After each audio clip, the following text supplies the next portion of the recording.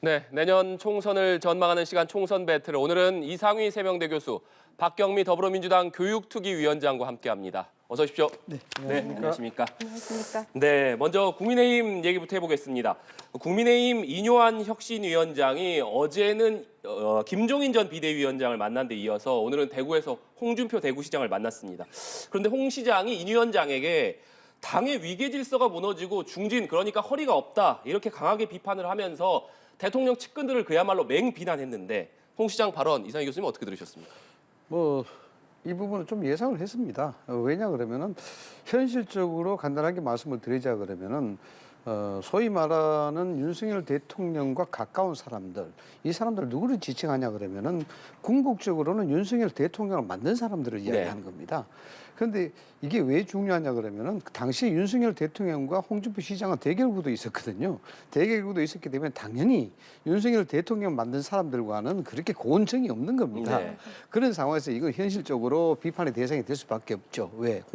홍준표 시장 측 입장에서는 그렇게 고온틀이 없다라고 봐야 되는 것이고, 그다음에요. 홍준표 시장은 정치인 아니겠습니까? 정치인은 가장 궁극적 목표 자체가 갈등을 통해서 또는 대립을 통해서 자기의 정치적 상징과 영향성을 얼마만큼 확보할 수 있느냐, 여기에 있습니다. 그게 가장 발달된 사람이 사실 홍준표 시장이라고 봐야 되겠죠. 다시 말씀을 드리자 그러면은 지금 국민의힘 내부 상황 자체가 네. 상당히 분란기에 들어가 있지 않습니까? 이것이 어떤 식으로 봉합이 될지 모르겠습니다만 어쨌든 이 상황에서 쉽게 말씀을 하자면은 장이 있었다, 이렇게 보이는 것이죠. 이 장이 있는 상황에서 홍준표 시장에 대한 상품 자체가 여기에 올려놓을 필요가 있는 것이죠. 그렇기 위해서는 애매한 답, 애매한 발언보다는 명확한 대답, 그리고 절대성이 요구되는 그런 대답을 통해서 홍준표 시장의 가치를 높이는 것이죠. 네. 그래서 따지고 보면은 이 상황에서 내가 정치적 영향을 좀 더 높일 수 있는 것이다. 좀 더 구체적으로 이야기하자 그러면은 중진들에 대한 퇴진 요청이 있지 않습니까? 여기에 대해서 중진들이 편을 드는 것은 당연하죠. 왜냐하면 가까운 사람들과 친하지 않으니까. 그래서 이 사람들에 대한 대변자 역할을 할 수 있는 것이고, 이를 통해서 궁극적으로 계획에 대한 대상이 된다 그러면은 이 부분에 대해서 자기의 생각 자체를 확산시켜 나가는, 그런 입지를 구축시켜 나가는 그런 좋은 계기가 되는 거죠. 네. 예. 사실 홍준표 대구시장 같은 경우에는 이뇨한 혁신위에서 1호 안건으로 대사면, 그러니까 징계 취소를 결정을 했을 때 뭐 과지옥의 수모, 그러니까 가랑이 사이를 기어간다, 이렇게 강한 비난의 메시지를 내기도 했었는데, 그렇기 때문에 오늘 이뇨한 위원장을 만나서 어떤 얘기를 할 것이냐가 주목이 됐었습니다. 홍 시장, 혁신위에 전권을 줬으면 혁신이 말을 들어줘야 한다, 이렇게 얘기를 했는데, 이 부분이 아무래도 최근에 혁신위에서 영남권 중진이라던가 친윤계 의원들, 또 당 지도부를 향해서 수도권 험지에 출마하거나 불출마해라, 이런 혁신안과 관련된 얘기가 아닌가 짐작이 되는데, 박경미 위원장님, 그런데 국민의힘에서는 지금 아직까지 이 이뇨한 혁신위의 요구에 대해서 명확하게 좀 답을 하는 분위기는 아닌 것 같습니다. 네, 일단 오늘 그 홍준표 시장님 말씀을 들어보면은 네. 그 시장님 특유의 원색적인 표현, 그리고 직설 화법으로 화끈하게 그 국민의힘을 직격하셨는데요. 정말 그 국민의힘에 대한 진단과 평가에 대해서 저는 일단 전반적으로 공감을 한다는 말씀 드리면서요. 지금 그 혁신위에서 나온 그런 안에 대해서 아직 화답하고 있지는 못하죠. 근데 당 지도부와 중진 의원들의 불출마, 네. 혹은 수도권 험지 출마를 이제 권고를 했는데, 글쎄요, 이게 이제 받아들여진다 하더라도 저는 그러면 결국 그렇게 해서 확보된 영남 지역에 네. 소위 말하는 그 윤핵검, 윤석열 핵심 검사들이 결국 들어가는 거 아니겠습니까? 이렇게 불출마나 험지 출마를 통해 가지고 뭔가 당을 쇄신하고 공천 혁신을 하겠다는 건데, 그걸 통한 결과는 결국 윤핵검으로 채워지는 게 결국 국민들의 어떤 개혁을 위한 그런 국민들의 바람에 부응하는 일인가 하는 생각을, 문제의식을 갖게 되고요. 네. 그리고 어제 김기현 대표가 그 유상범 의원을 통해서 이제 간접적으로 그 의사표명은 했지요. 국회의원으로서 큰 영광을 이뤘다. 근데 저는 그걸 듣고도 이게 국민의 공복으로서 국회의원을 했던 것에 대해서 의미 부여를 해야 되는데, 개인적으로 영광이었다, 이런 말을 하는 게 적절한지 싶어서 굉장히 그 말을 듣고 씁쓸했습니다. 네. 예. 뭐 여러 가지 해석이 가능한데, 정치권에서 지금 거론되는 소위 윤 대통령과 가까운 사람들 그리고 중진들, 국힘 내부의 인사들을 이야기하고 여기에 대해서 이제 개혁의 대상, 혁신의 네. 대상으로 그리고 험지 출마. 이게 사실 이제 현실적으로 보면은 정치적 생명이 걸린 일이에요. 자칫하면 정치를 그만둘 수도 있고 이렇기 때문에 여기에 신중한 입장 접근을 할 수밖에 없다 이렇게 봅니다. 그런데 이제 홍준표 시장이 여기에 대해서 이제 기름을 붓는 듯한 그런 발언을 한 것이죠. 혁신위에 정권이 없지만은 그래도 혁신위가 여기에 대해서 혁신안을 내놨으면은 그 따르는 태도를 보여야 되지 않느냐 뭐 이런 것인데. 그렇습니다. 뭐 홍준표 시장의 레토릭에 대해서 이야기했습니다만 애매한 것보다는 좀 확실하고 절대적인 어떤 결론을 도출한 그런 얘기를 하죠. 그런 상태에서 홍준표 시장의 레토릭은 좀 이해를 해야 될 것 같은데 그러나 이제 이런 홍준표 시장의 이야기 그 레토릭은 그 애티튜드에 문제가 있는 겁니다. 뭐냐 그러면은 당의 원로이기도 하고 네. 현 정치인이기도 하고 또 유력한 대권 주자 중에 한 사람입니다. 그러면은 결론적으로 당의 상황 자체를 갈등이 있으면 그걸 봉합하는 그러한 형태로 레토릭이 진행이 돼야 되는 것인데 여기는 정치 입지만 노린 것이죠. 예를 들어서 혁신의 결론을 따라야 된다라고 절대적으로 또 결론적으로 이렇게 이야기하기보다는 당이 상당히 위기에 처해 있는 건 사실인 것 같다. 총선에 국민적인 어떤 선택을 받으려고 그러면은 우리가 선당 후세의 정신이 있어야 되지 않겠느냐. 너와 내가 아니라 당을 위해서 뭔가 희생하는 그런 모습을 보여줘야 된다. 뭐 이런 형태로 애둘러서 이야기를 하고 있는데 혁신의 말을 따라야 된다 그러면은 이 거론되는 사람들은 나가라는 뜻이거든요. 그러면은 이게 정치적 생명이 걸린 얘기인데 오히려 이것이 불을 끄는 것이 아니고 불을 붙이는 그런 형태가 되는 것입니다. 네. 이것이 이제 중요한 어떤 우리 되모로 홍준표 시장에 대한 부분을 좀 부정적으로 저는 해석을 하고 있고요. 그다음에 또 하나는 이렇습니다. 이게 소위 말해서 선거 때마다 거론되는 얘기 아니겠습니까? 험지 출마, 불출마. 이것이 개혁과 혁신의 의림으로 해서 국민들에게 감동을 주기 때문에 변하는 모습을 보여주겠다 이겁니다. 네. 그런데 이게 실질적으로 어떤 형태로 이루어지냐 그러면은 내부 컨센서스를 통해서 이루어져야 되는 겁니다.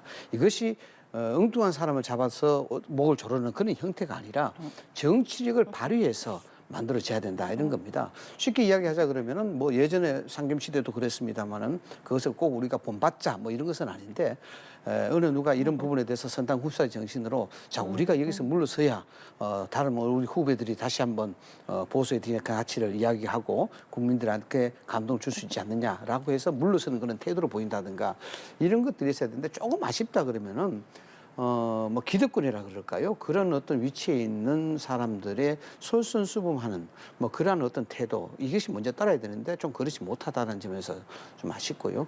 좀 더 두고 봐야 될 것 같습니다. 상당히 많이 고민하는 흔적들이 있지 네. 않습니까? 조금 전에 우리 박 의원님 말씀하셨다시피 뭐 김기현 대표도 상당히 그 말의 뉘앙스가 뭔가 우리가 고민하는 듯한 그런 흔적을 지금 보이고 있거든요. 문제는 국민의힘의 이러한 어떤 형태와 지금 대립적 상황과 갈등적 상황 그리고 이것은 따지고 보면은 갈등이 아니라 좀 더 앞으로 발전되기 위한 발전적 의미의 지금 어떤 혼란기라 이렇게 봐야 되거든요. 그래서 저는 좀 긍정적으로 생각하고 있다. 이게 좀 말씀을 드릴 수가 있습니다. 지금 이상희 교수님께서 중진들의 어떤 험지 출마에 대해서 말씀을 해주셨는데 네. 국민의힘에서 조경태 의원 같은 경우에는 혁신만 하고 선거에서 패배하면 무슨 의미가 있느냐 이런 얘기를 하기도 했습니다. 사실 위원장님께서도 의원을 하셨기 때문에 사실 선거 때만 되면 여야 가릴 것 없이 한 지역구에서 좀 오래 한 중진들에 대해서 불출마를 하거나 좀 험지로 출마해 달라 이런 요구가 계속 나오지 않습니까? 그런 부분에 대해서 어떤 생각을 좀 가지고 계십니까? 그 불출마나 이제 그 험지 출마를 요구하는 것은 어떤 정치의 새바람을 원하는 국민들의 네. 바람에 부응하기 위한 그런 당연한 요청이라고 생각을 합니다. 그래서 네. 가능한 범위 내에서는 이제 이것을 수용해야 하겠죠. 네, 그렇기 때문에 계속해서 국회에서도 선거 때만 되면 그런 얘기가 나오는 것일 텐데, 네, 계속해서 이뇨한 위원장과 홍준표 대구시장 얘기해 보겠습니다. 오늘 만남에서 또 한 명의 인물이 거론이 됐습니다. 이준석 전 대표인데, 홍 시장이 이준석 전 대표에 대해서 비례대표 정당만 창당해도 10석 가까이 얻을 수 있는데 뭐 하려고 지역구에 나가겠다고 목매달겠느냐 이렇게 얘기를 했습니다. 사실 이준석 전 대표가 인터뷰에서 현재 창당 가능성이 50%인데 하루에 1%씩 올라가고 있다 이렇게 얘기를 했고 또 일각에서는 국민의힘 내부에서 이른바 친윤계 의원들이 좀 정리가 되면 이준석 전 대표가 당에 와서 선거대책위원장 같은 중책을 맡지 않겠느냐 이런 얘기도 있는데 이준석 전 대표는 SNS에 이런 글을 올렸습니다. 선대위원장 같은 소리 하고 있네. 하루하루 말장난의 향연입니다. 이런 얘기를 했기 때문에 이준석 전 대표가 과연 당을 창당할 것인지 아니면 국민의힘에서 중책 선대위원장을 맡을 것인지 이준석 대표의 롤에 대해서 여러 가지 해석들이 분분한데. 제가 좀 먼저 말씀드리면 네, 박경미 위원장님. 네, 오늘 홍준표 대표가 시장과 네. 인유한 위원장의 발언 중에서 이제 가장 주목을 받은 부분이 이준석 대표 관련인 것 같은데요.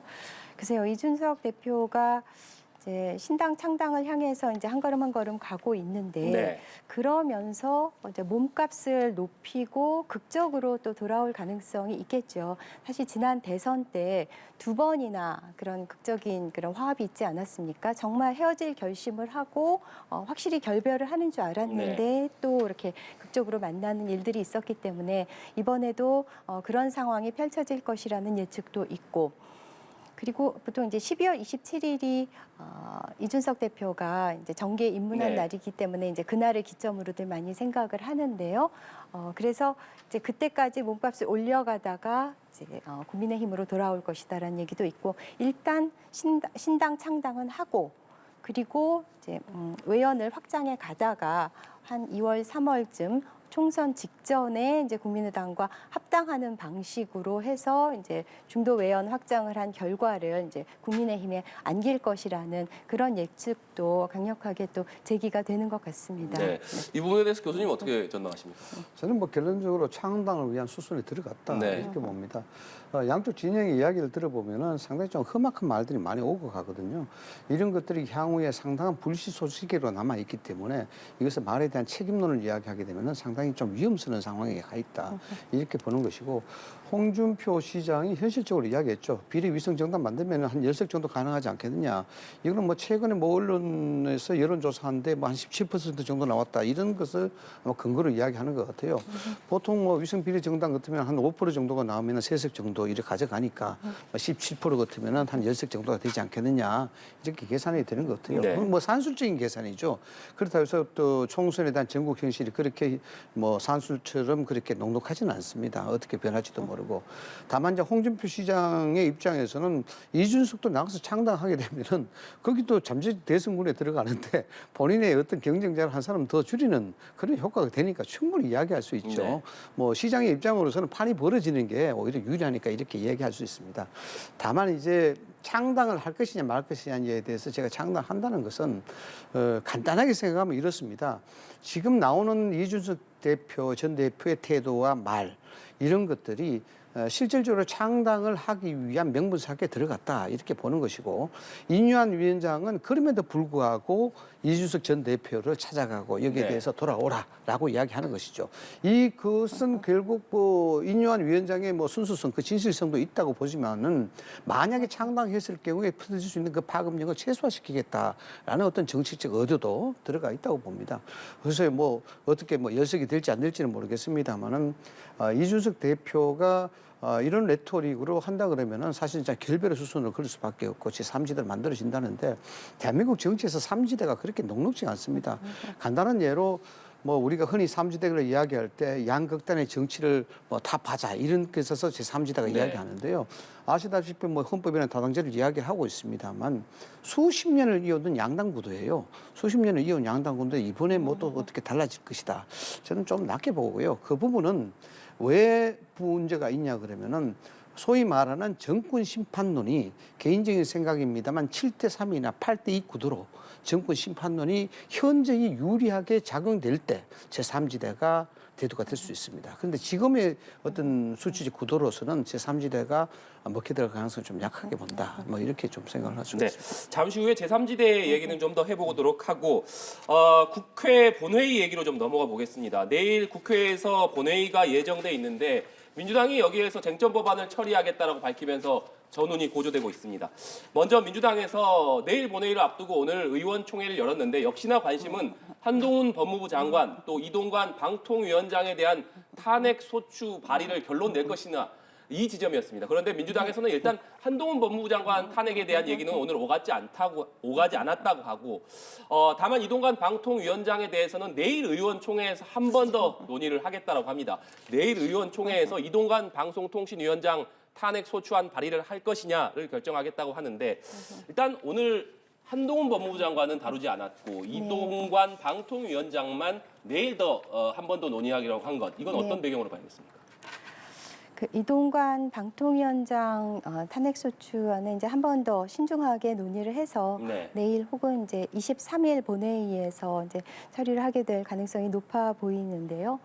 이동관 위원장 취임한 지 얼마 되지 않았지만 탄핵 사유를 차곡차곡 쌓아왔습니다. 그래서 탄핵의 이유가 차고 넘친다고 저희는 보는데요. 우선 그 무자비하게 언론 탄압하고 방송 장악하고 있죠.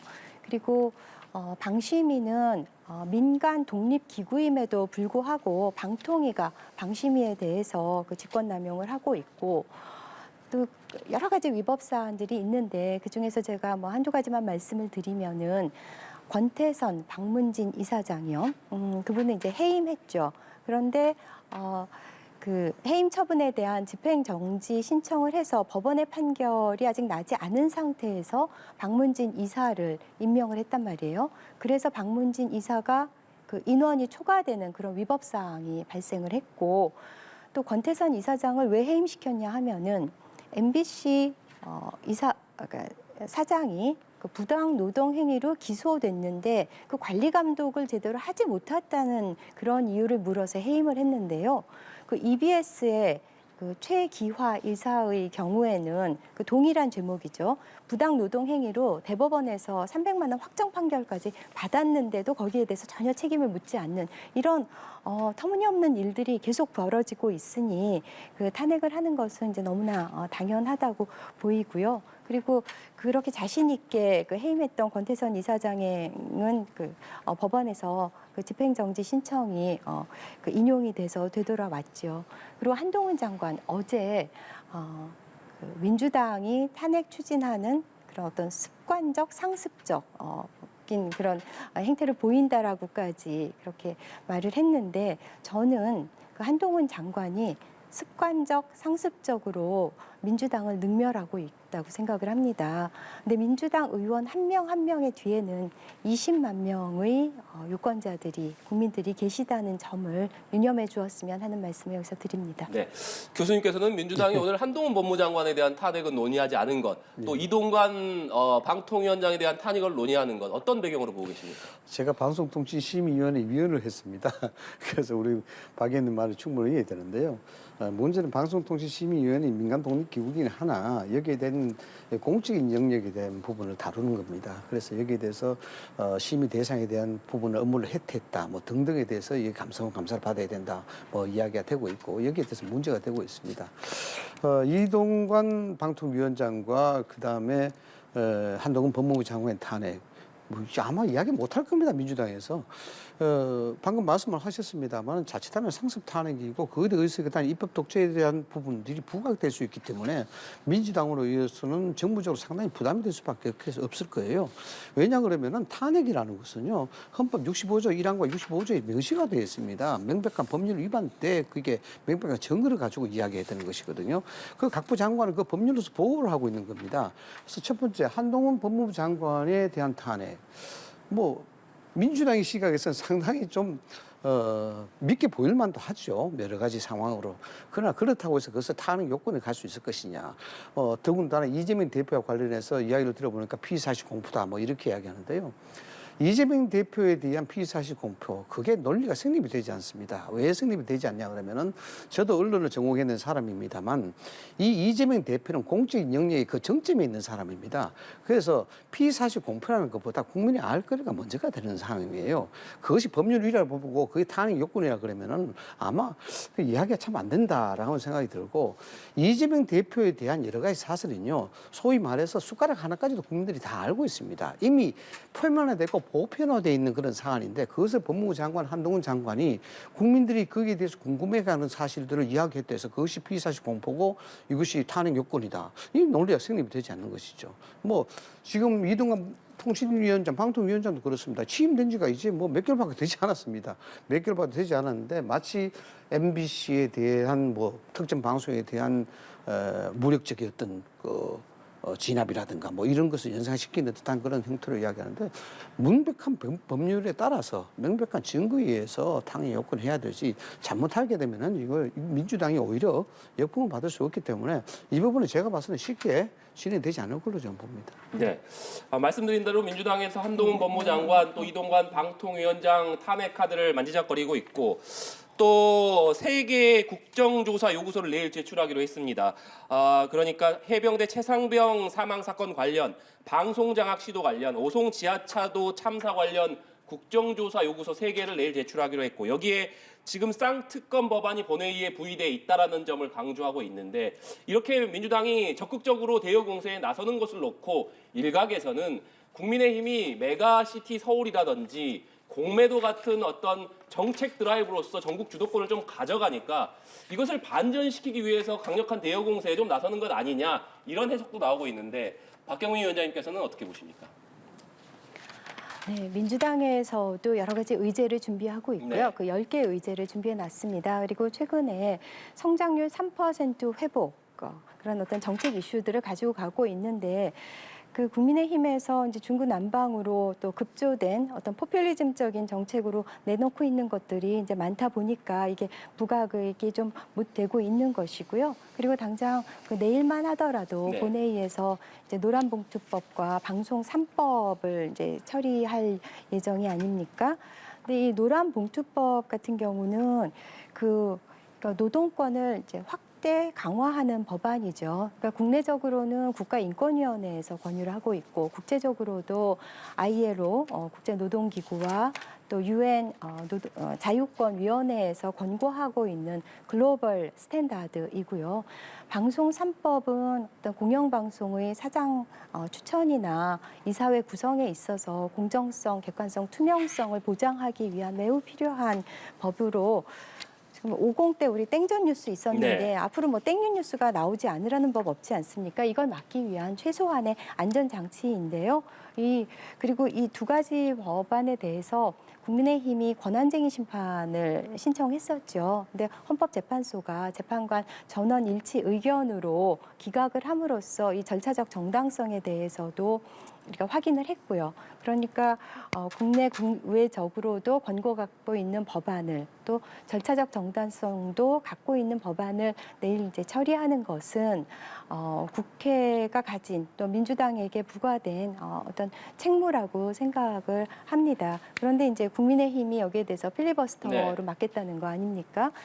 근데 지금이 예산국회죠. 그러니까 얼마나 지금이 중요한 시기입니까? 그런데 예산 심의를 미루면서까지 이 정쟁화하면서 그 필리버스터를 하겠다는 것은 그 집권 여당의 저는 책임을 방기한 것이라고 생각을 하고요. 또 그러면서 대통령에게 그 거부권 행사를 이제 하는 것을 논의하고 있는데 국민의 뜻을 모아서 본회의를 통해서 적법하게 처리됐던 양곡관리법이나 간호법에 대해서 거부권을 행사했었는데 그에 이어서 이번 법안이 또 통과됐을 때에도 뭐 필리버스터를 통해도 또 그 중지 신청을 하면서 결국 시간이 걸리지만은 본회의를 통과하겠죠. 그것에 대해서 또 대통령 거부권을 이야기하고 있는 그런 아주 그 심각한 상황에 대해서 개탄을 하지 않을 수가 없습니다. 네.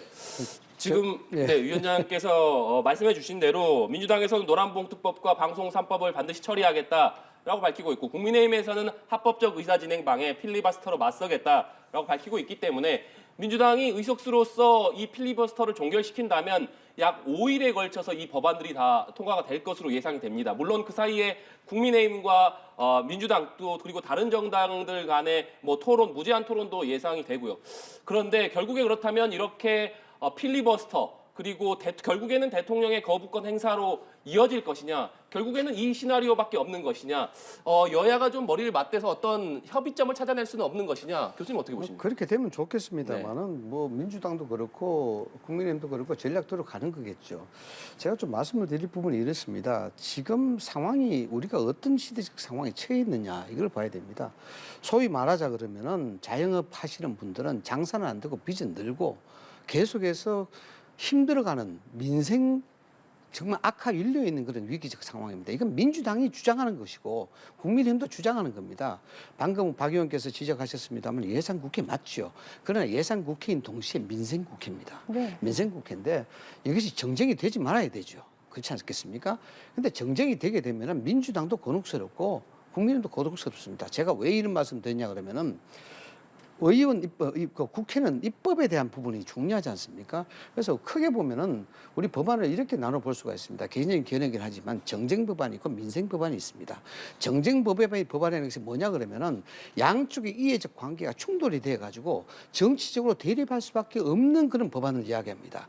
이 법안이 소위 말하는 노동관계법, 이 방송 노란봉투법이고요, 방송사안법입니다. 이거는 이해적 관계가 격렬하게 추동될 수밖에 없기 때문에 이 민생하고는 아무런 관계가 없습니다. 그래서 충돌하고 갈등이 야기시킬 수밖에 없는 정쟁법안이에요. 그러니까 민생법안은 뭐냐? 예를 들어서 이런 거죠. 뭐 우주 강국을 하면 우주항공법 설치법이라든가, 그 다음에 뭐 국가재정법, 이거 재정준칙 중요하지 않습니까? 나라 빚을 어떻게 늘려가야 되고 줄여가야 되고 거기 위해서 세금을 어떻게 써야 되고 이거부터 뭐든 맞대고 다음 세대 준비해야 되는 거 아닙니까? 그리고 여기에다가 고용세습에 대한 방지를 하는 법안들, 이런 법안들은 민생법안이라고 이야기합니다. 그런데 민생이 중요하다고 지금 민주당에서도 주장하고 있는 입장에서 굳이 노란봉투법을 들고 나오고 방송사안법을 들고 나와서 여기에 필리버스터를 하게 되고 대통령이 거부권 행사를 하게 만드는 그런 고의적인 저의가 뭐냐? 이게 문제라는 겁니다. 그래서 이게 상치가 되는 겁니다. 이해관계가 충돌이 되는 거예요. 민생을 이야기한다 그러면은 정쟁을 유발시키는 법안을 이야기하지 말아야 되죠.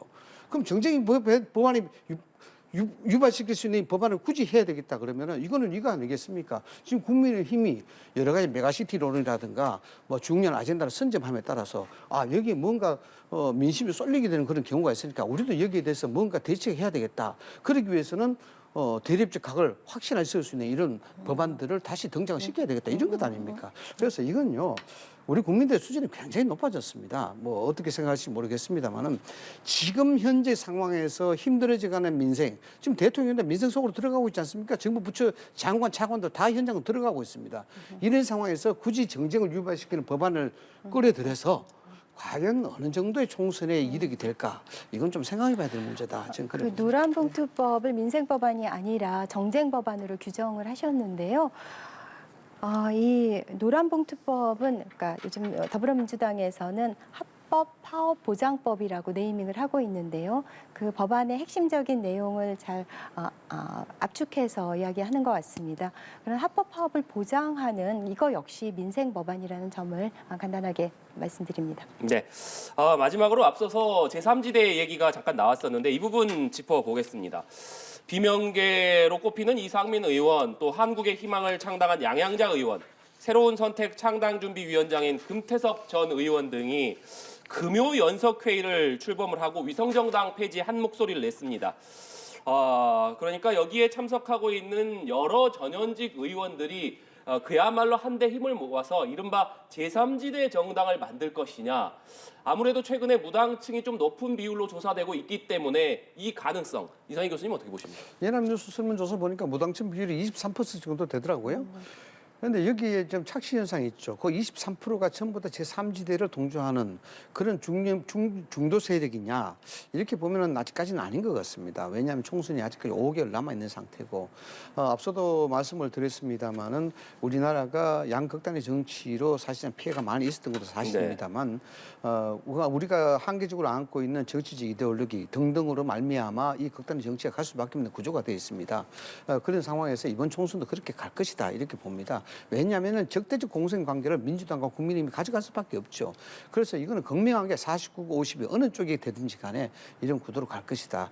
거기에서 틈새는 어느 정도 공략할 것인가 이를 보면 저는 좀 그렇게 막 긍정적으로 밝게는 보지 않습니다. 물론 여기에 대해서 이준석 대표도 그렇고 금태섭 전 의원도 그렇고 지금 각자의 어떤 목소리를 지금 내고 있는 거죠. 이건 뭐냐 그러면 제3지대의 필요성을 좀 더 부각시켜서 이런 어떤 해체모의식으로 가기 위한 하나의 일종의 방편이다 이렇게 보고 있습니다. 그래서 한 연말 정도 되면은 뭐 이 부분이 좀 더 가시화되지 않을까 그런 생각인데 아시다시피 연동형 비례대표제 이 부분이 뭐 아직 개정이 되고 않고 그래도 있는 상태이기 때문에 현실적으로 수적으로는 합쳐진다 그러면 어느 정도 의석은 확보할 수 있을 것이다 이렇게는 볼 수가 있습니다. 네, 잠시 또 수치를 말씀해 주셨기 때문에 저희가 이 부분만 잠시 설명드리고 박경미 위원장님 의견 듣겠습니다.